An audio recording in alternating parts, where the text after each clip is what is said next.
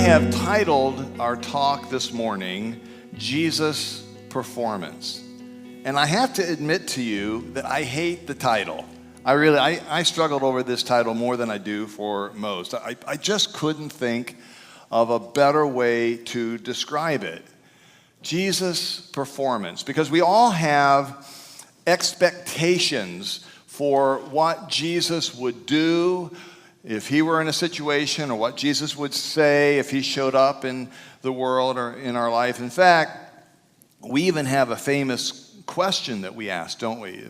A while back, a bracelet was very popular among Christians. Do you remember that? That we called them the WWJD bracelets. Do you remember those? What did the WWJD stand for? What would Jesus do? That's right.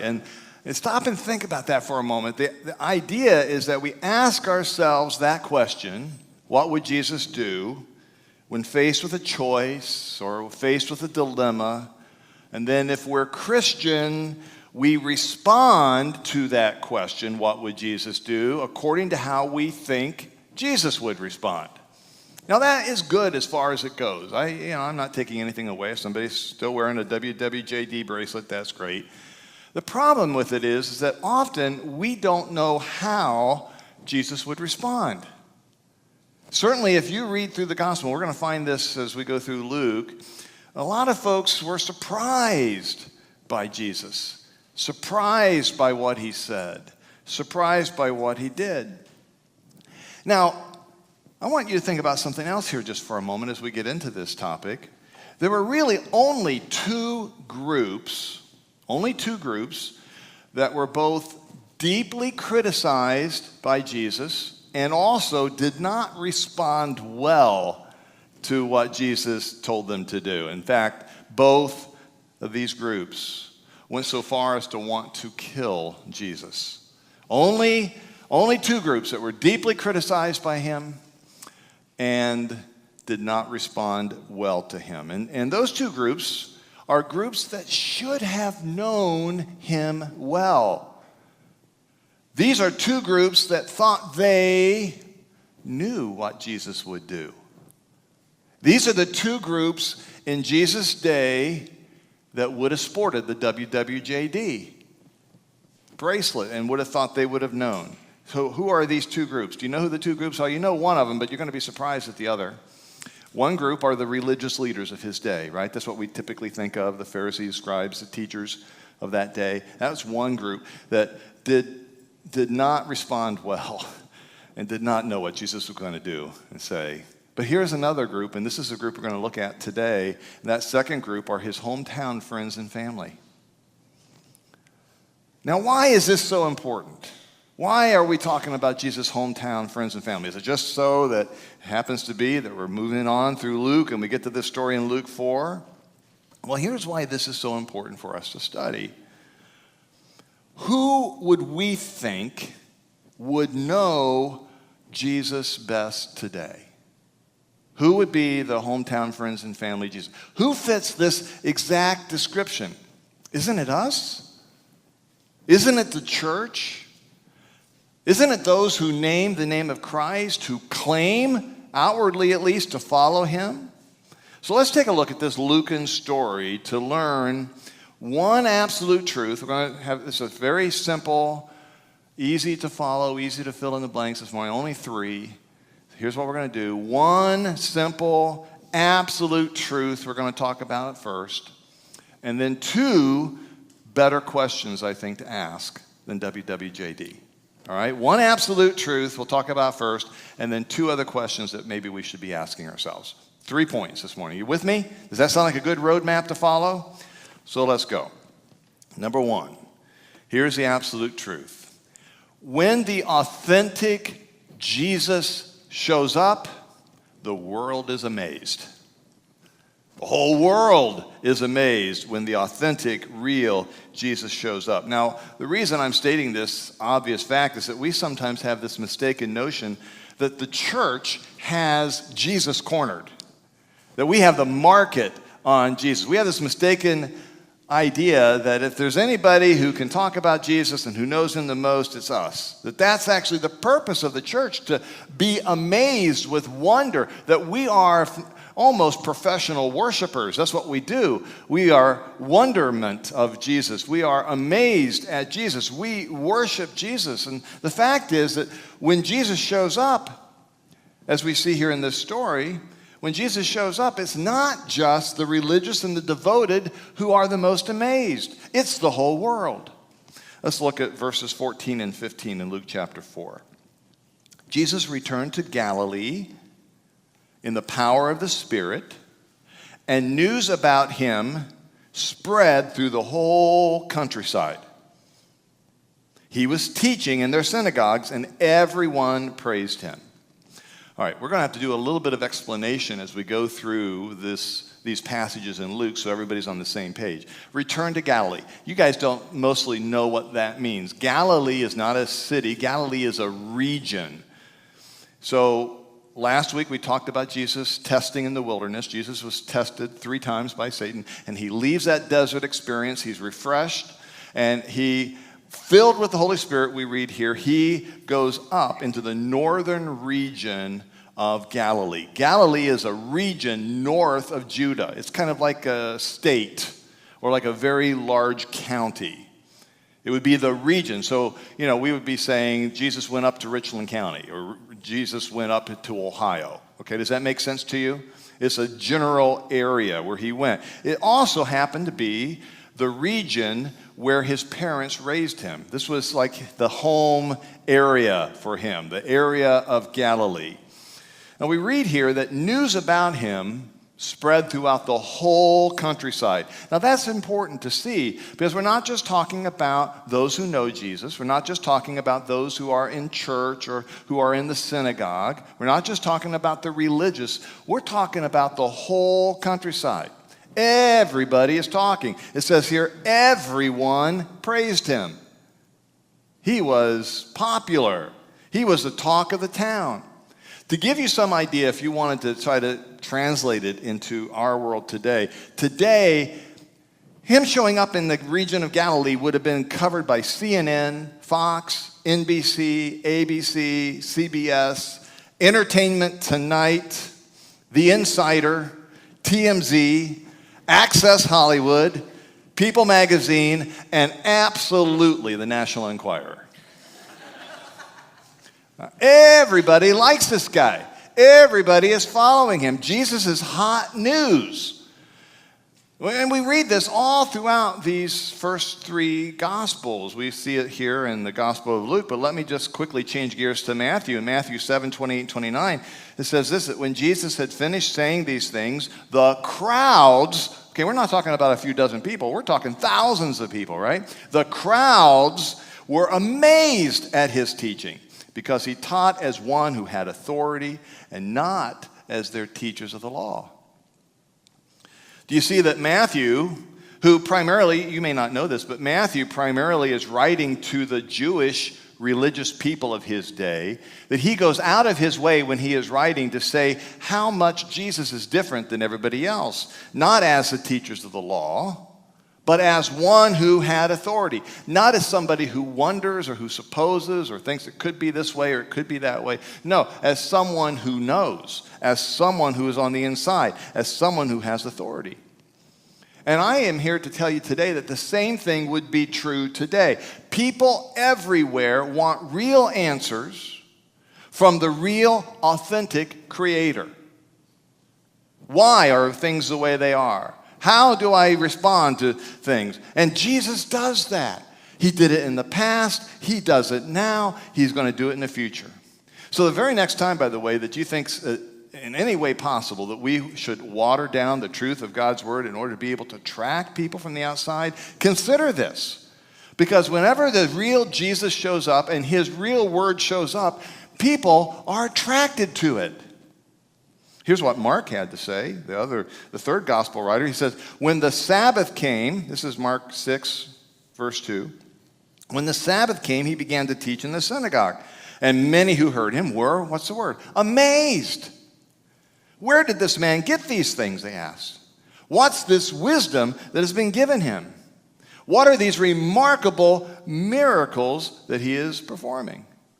Again, the word amazed. His teaching was amazing. And he follows that teaching up with miracles that are remarkable. And he follows the miracles up with teaching that is amazing. And he follows the teaching that's amazing up with miracles that are remarkable. And the world flocked to him. Not just the religious, not just the insiders. The whole world flocks to him everywhere he went. And I'm convinced that today nothing has changed. It's very rare that from this pulpit you will ever hear me quote Mahatma Gandhi, but I think that he said one thing that is true, and it's this. He said, "I like your Christ, I do not like your Christians. Your Christians are so unlike your Christ." It's sad, but true oftentimes. Jesus is amazing. Jesus is attractive.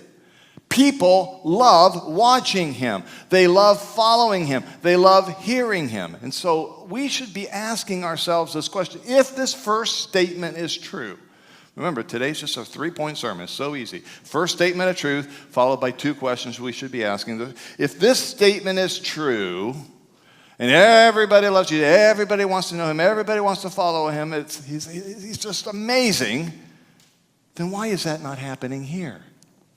Why does that not happen with us? Why is that not the same for those of us who follow him? And so to get there, I think we need to ask 2 questions. 2 questions that come out of this lesson today, and I think these are probably better questions than the WWJD. So question number 1, our second point today: how do we respond when Jesus doesn't say or do what we expect? How do we respond when Jesus doesn't say or do what we expect? Now, this is a very important question because right away it blows away this whole notion of WWJD. We basically are saying right from the very get-go, we don't always know what Jesus would do in a given situation. And I'm going to sit and I'm going to wait and I'm going to listen and I'm going to follow. And what he says, that's what I'm going to do or not do. So we pick up this Lucan story. Let's follow this along so that you get this, so you can see it. We pick up this Lucan story, Jesus in Galilee. He's in this area, this region of Galilee. And then specifically, we're told that he's now in his hometown of Nazareth. This is where everybody knew him the most. This is where people watched him grow up. This is where people knew his parents. This is his hometown. Just think of where you grew up. That's your hometown. If it was me, this would be, Barberton, Ohio. Barberton would be Nazareth.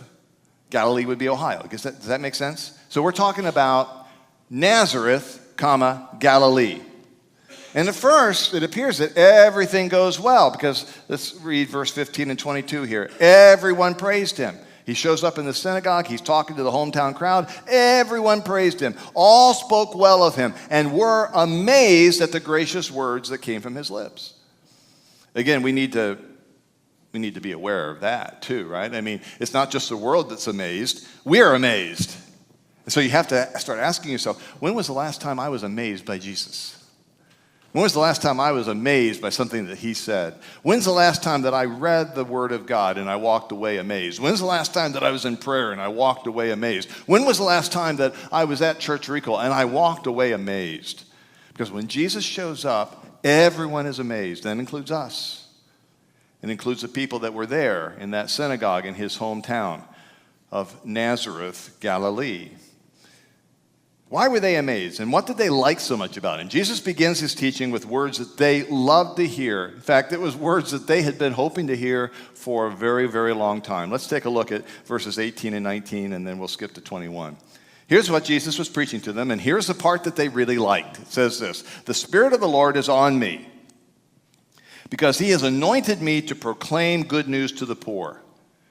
He has sent me to proclaim freedom for the prisoners, and recovery of sight for the blind, to see the oppressed free, to proclaim the year of the Lord's favor." And wait for it, here we go. "Today, that scripture is fulfilled in your hearing. Woo! I mean, at that point, if it was here, we'd all start doing the cheer, right? We'd all be standing up. All right, woo! Now, what were they so excited about? What is it here that they loved? Let's break it down. First thing, he says, I anointed me. The Spirit of the Lord is on me. He has anointed me. That's one of his own. Anointed is a special word. You probably don't get the connection, all right? But they've been looking for centuries for somebody who would come who was known as the Messiah. Okay? The Messiah. Do you know what the Messiah is? Do you know what Messiah means? It's very simple. The anointed one. And so when he says the Spirit of the Lord has anointed me, he's as much as saying, guess what? Woohoo, Messiah. All right, the Messiah from my hometown. I grew up with him. I knew him. Me and the Messiah, we're like this. And then what does he say? Proclaim the good news to the poor. Well, who wouldn't want to proclaim good news to the poor? The poor need good news. If anybody in the world needs good news, it's the poor. And here he comes showing up and saying, hey, good news for the poor. In fact, he also says, number 3, freedom for the oppressed. Man, this is good stuff. If you're oppressed, and who isn't oppressed, by the way? If you're oppressed, you are free. If you're poor, good news for you. And you know the Messiah. 4th, he says physical healing. Anybody here need physical healing? Here's the guy that's going to show up. He's going to do that. 5th, he talks about the year of the Lord's favor. Now, again, we don't get that when we talk about that. But man, is he hitting on all the buttons. Because the year of the Lord's favor, this is a reference to Isaiah chapter 61. If you want to do some homework today, turn in your Old Testament to Isaiah 61. But that's where it's talked about. It's talking about the year of Jubilee. And he's saying, I'm the Messiah, and I'm showing up here, and this is the year of the Lord's favor. I'm coming to proclaim the year of the Lord's favor. I'm coming to proclaim the year of Jubilee. Now, what's that all about? Well, when we read about it, we find out that there are debts that are canceled. You owe somebody something? Not anymore. Debt's all gone. Anybody here got a mortgage? No more. The mortgage is gone. Not only are the debts canceled, but slaves are set free. You sold yourself or you sold your kids to pay off a debt. Everybody's free. We're talking about economic Armageddon. Basically, it's a start over. It's a do-over for everybody. We have a political term today. If this was let me give you a very simple term. This is a term that I learned when I was a kid, when we were playing. It was this. Ollie, ollie, oxen free. Right? If a politician talks like this, we call it aiming at the disenfranchised. We call it populism. We say, man, you're just saying what everybody wants to hear. Some of you are hearing that right now. Except that here, in Jesus' case, here's a guy who can truly deliver. Here's a guy who really is the Messiah, who really is the Son of God, who can deliver on the year of Jubilee, who can heal, who can get rid of debt, who can take care of all your financial problems, who can help you get free of the oppressions of your life. So here's the question. This is going great. They're all amazed. They love what they're hearing, right? They're in the middle of this great talk, and everybody loves it. Here's the hometown hero coming, and he's talking really good. Now, if you read in just a few verses, you find out that they're about ready to kill him. So what happened between where, ollie, ollie, oxen free, and everybody loves him, to let's kill this guy? How did it get from one point to the other so quickly? Well, we got to read the rest. Because with Jesus, there's always his words of truth that go along with his words of blessing. Did you know that?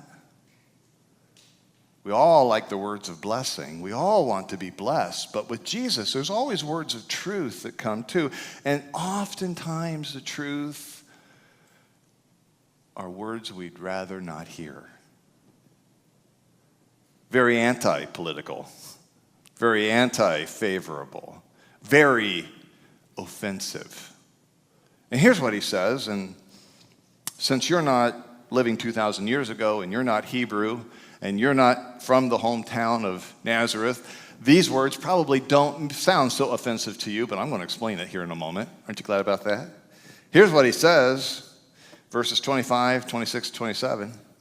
This is more of his talk. I assure you, this is Jesus talking, I assure you that there were many widows in Israel in Elijah's time, when the sky was shut for 3.5 years, and there was a severe famine throughout the land. Yet Elijah was not sent to any of them, but to a widow in Zarephath, in the region of Sidon. And there were many in Israel with leprosy in the time of Elisha the prophet, yet not one of them was cleansed, only Naaman the Syrian. Now, because I'm talking to you about people and places that are far away geographically and time-wise, this doesn't translate to anything. When you guys read this, it's like, what happened here? But let me explain it to you, because you don't grasp it at first, because you're not Jewish. You're not living 2,000 years ago. You're not living in Nazareth. Jesus here names two famous prophets that everybody knows, Elijah and Elisha. And Elijah and Elisha were known to perform great miracles. But what Jesus points out here are two stories, two that they considered historical truth, of Elijah and Elisha, who performed miracles not for the Hebrews, not for them, not for the hometown crowd, but for the Gentiles, for the others, for the non-God's family people. Zarephath and Sidon and Naaman the Syrian. These are like old ancient family stories that you would just as soon not remember. Let me try to translate that for you here today. Jesus could have come in here and he could say, I could heal. I have come to do this. I have come to heal the people of this church. But because of your disobedience, I choose to heal a person outside of this church. Jesus could say to us, I could bless the needy within our own congregation, but because of our stubbornness in how we respond, I'm going to choose to bless others outside of this church. I mean, how would you respond? If you thought you were God's chosen, if you thought you were God's insider family, if you considered yourself to be God's children, God's blessed, and then you hear the local boy claim to be Messiah who clearly has the power to do something, and he turns to you and he reminds you of your family's past failing, and he says, and you're no better than them. Exact same thing happens to you. No blessings for you. No faith from you. Others will see miracles, but not you. That essentially is what he's saying. And they wanted to kill him for it. Verse 28 and 29. All the people in the synagogue were furious when they heard this. And they got up and drove him out of town and took him to the brow of the hill in order to throw him off the cliff. Yeah. So much for being, family. And you say you wouldn't have responded this way. Don't be so sure. It's always the church insiders, it seems, that get the most angry. And usually the outside world looks on with puzzlement as normally otherwise healthy, nice people do some pretty nasty things to one another. Church splits, angry words, unforgiving spirits. Why? Because we expect more from those we think we know the best, from the ones we think love us the most.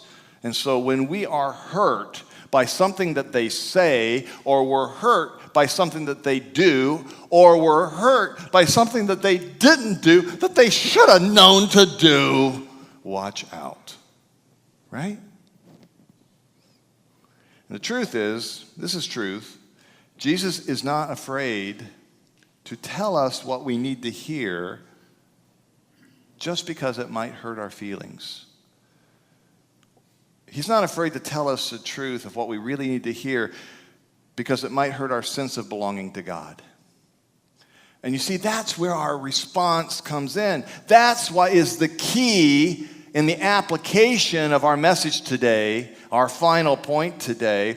What would Jesus do if he showed up here at Church Requel? What would Jesus do if he showed up at Church Requel? Now that might sound mighty familiar to the WWJD question, right? What would Jesus do? What's the difference? The difference is that it takes into account that Jesus might respond very differently than what we expect. It takes into account that Jesus may not be able to do the miracles here that he has in mind for you, that you desperately need, that you desperately want, but instead may have to go on down the road. Here's what we read, verses 31, 32, and 36. Then he, Jesus, after being almost thrown off the cliff, and then kind of walking miraculously back through them. I always wondered how that happened, by the way. Did he just do I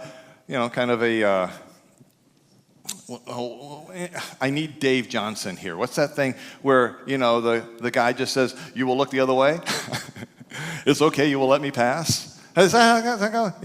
Do you think he just did that kind of mumble? You will not throw me off the cliff. I will walk right through you. Something like that happened. I don't know. But somehow he just walks right back through them. And then here's what he did. He went down to Capernaum, a town in Galilee. Well, we might say there's another town in Galilee, right? Galilee is the same area, so he's still in the same area. He went down to Capernaum, a town in Galilee. They were amazed. They said to each other, what words these are. What authority and power. He gives orders to impure spirits, and they come out. And the news about him spread throughout the surrounding area. Now, Capernaum, for those of you who don't know it, it's located about 40 miles north and east of Nazareth. So to kind of put that geographically for you, for us, it would be like saying Jesus couldn't do any of his normal miracles here at Church Requel in Mansfield. No one liked what he had to say. In fact, all of us just kind of wanted to kill him, and somehow he got away from all of us. We're still not sure how he slipped away, but somehow he drove on up to Lodi. All right? That's the general area, the general distance. And what happened there? Didn't happen in Mansfield, didn't happen in Church Requel. What happened up in Lodi? What happened up in Capernaum? They were all amazed. Great teaching there. Demon possession changed. There's a close friend's mother-in-law who almost dies of a fever, but a word from Jesus, the fever's gone. And so the people from all over the town bring in their sick, and he heals them all. People who are sick in mind, people who are sick in spirit, people who are sick in body. He comes to Jesus. They all come to Jesus, and he healed them all. I don't know about you, but if it was us, we'd be all like, well, why couldn't that have happened here? Why do you have to go up to Lodi? Why couldn't he do that here at Church Requel? And that's what this question is all about. What would Jesus do if he showed up at Church Requel? Because that's what we want to say. We want to say, Jesus, what would you say to us? What would you want us to do? How would you change our community? What could you do in Mansfield if you could stay here, if we were simply obedient to everything that Jesus says and everything that he tells us to do? What would he want us to change? What would he want us to change about our behavior? What would he want us to change about our love for one another? What would he want to change about our prayer life? What would he want to change about our preconceptions, about our judgments? About our hurts that we've been hanging on to for so long, about our anger, about anything that keeps us from being the people that reveal the authentic Jesus to the world around us. And instead, move Jesus away so he can go some other place to do what he wants to do. You see, we, in this question, have the choice of being Jesus attractors or Jesus repellents. And we're the insiders. We're God's children. We're the church. But Jesus couldn't do miracles everywhere, even in his hometown, with those who loved him the most. It didn't happen there. And I don't have the answer specifically for you, but I do know this. Naming Jesus Lord of our lives and saying and believing that he is Lord of our church means there are no conditions that we place on his teaching and on his preaching. Notice how Luke chapter 4 ends at the end of verse 44. What does it say there? And he kept on preaching in the synagogues of Judea. And over again, we see this connection between Jesus' preaching and Jesus' miracles. Jesus taught differently than anyone had ever heard. Jesus had more authority than anybody else had ever had. Jesus had more power than anybody else ever had. And every single time, you're going to see this over and over and over again. Every single time, it comes back to our response to Jesus. We need to place ourselves appropriately in this story, because we're not the outsiders in this story. You know how when you read the stories of Jesus, when you read the Gospels, when you read the Bible, we always tend to put ourselves in the best place. I wouldn't have done that. I would have been over here. I wouldn't have been over there. We're not the world. We're not the religious insiders. We are the family insiders. And instead of reading this and saying to ourselves, how could they have done this? How could they have been furious with Jesus? How could they have wanted to kill Jesus? How could they have kept Jesus from the miracles with their lack of faith? How could they not have responded to Jesus better? Instead of asking that question, we need to turn it around to ourselves and say this. We should be asking, how have we ever done this? When have we been furious with Jesus? Not liking what he had to say, not liking what he did, questioning our own lack of blessings, being resentful of others. How and when have we wanted to kill Jesus? By our lack of support for the ministry, by our lack of support for the church, by our malicious gossip with one another, by our hurtful words that kill just as quickly as a gun, by our lack of compassion for someone who's hurting, by our anger at someone within our church. How could we be keeping Jesus from doing what he wants to do in our church? How could we have more faith in what Jesus wants to accomplish here? How could we respond better? How could we keep Jesus here? No conditions. Whatever Jesus says, we do.